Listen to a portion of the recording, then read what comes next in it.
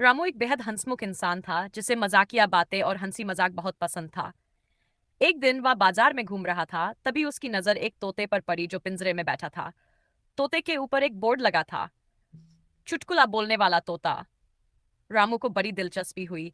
उसने तोते के मालिक से पूछा, ये सच में चुटकुले सुनाता है?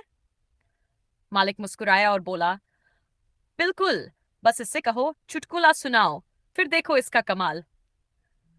रामू ने झट से कहा, अच्छा, तोता जी चुटकुला सुनाओ। तोता बोला, टीचर बेटा, कोई ऐसा शब्द बोलो जिसमें खन हो। गोलू, खत। टीचर, इसमें तो ख है। गोलू, लेकिन ये तो आप तक पहुंचते पहुंचते लेटर बन जाएगा। रामू जोर जोर से हंस पड़ा।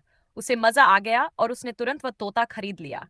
घर पहुंचकर उसने परिवार वालों को बुलाया और कहा, देखो ये तोता कमाल का है, इसे कहो चुटकुला सुनाओ। परिवार वालों ने भी कहा, तोता जी चुटकुला सुनाओ।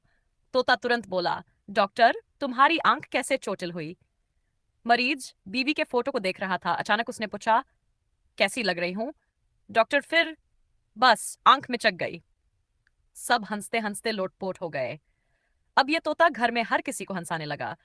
रामू के दोस्त, पड़ोसी, यहाँ तक कि मोहल्ले के लोग भी इस अनोखे तोते को देखने आने लगे। एक दिन रामू ने सोचा, ऐसा मजेदार तोता कहीं और मिलेगा ही नहीं, क्यों न इसे महंगे दाम में बेच दूं। उसने तोते को बाजार में वापस ले जाकर एक नया बोर्ड लगाया, साने वाला तोता, 100% गारंटी। लोग उत्सुक होकर आए और तोते से कहा, तोता जी चुटकुला सुनाओ। तोता बोला, बिकने के बाद भी चुटकुले सुनाने वाला मैं दुनिया का पहला तोता बन जाऊंगा। लोगों की हंसी नहीं रुकी, लेकिन कोई भी उसे खरीदने की हिम्मत नहीं कर पाया। रामू को समझ में आ गया कि यह तोता उसके लिए सिर्फ पैसे कमाने का जरिया नहीं, बल्कि खुश रहने का सबसे बड़ा कारण है। उसने तोते को वापस घर लाया और कहा, अब यह हमेशा हमारे साथ रहेगा, हंसी बांटने के लिए।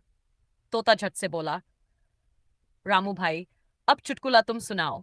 रामू और उसका परिवार ठहाके लगाकर हंस पड़े। सीख, हंसी मजाक जिंदगी का सबसे बड़ा खजाना है, इसे पैसों से नहीं तोला जा सकता।